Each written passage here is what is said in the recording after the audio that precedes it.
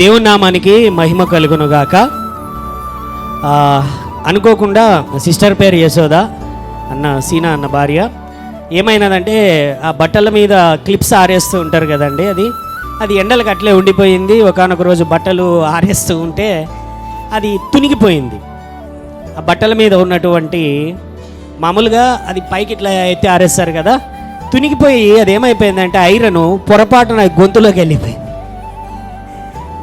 వెళ్ళిపోయి అది చాలా కాలం పాటు అలాగనే ఉండిపోయింది. అది డాక్టర్ దగ్గరికి పోతే ఏమీ కాదులే అని అన్నారు, కరిగిపోతుందని అన్నారు, లేకపోతే వచ్చేస్తుందిలే బయటికి వామిటింగ్స్లోనూ, లేకపోతే డైజెషన్ అయిపోతుందని చెబుతూ వచ్చారు.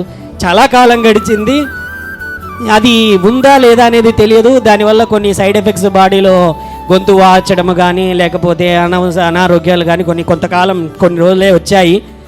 ఆ తర్వాత ప్రార్థన చేసుకున్నది, దేవుని సన్నిధిలో మొరపెట్టింది.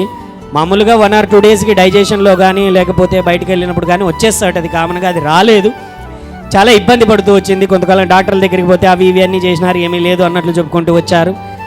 సో ఫైనల్గా ప్రార్థన చేసుకున్నది, ఆ సమస్య వచ్చింది. పోయిన వారములలో కాలు బాగలేదని, గొంతు వాపు అని చెప్పి ప్రార్థన అయితే చేయించుకున్నది. దేవుని మహాకృపను బట్టి ఈ వారంలో ఏమైనది అంటే మీకు ఉన్నటువంటి వామిటింగ్స్ అయ్యాయి. ఆ వామిటింగ్స్ అయినప్పుడు అది ఏదైతే ఐరన్ ఏదైతే ముక్క ఉన్నదో నోట్లో నుంచే బయటకు వచ్చేసింది. చాలా కాలం తర్వాత అది దేవుని నామానికే మహిమ కలుగును గాక. హల్లెలూయా, వందనాలమ్మా.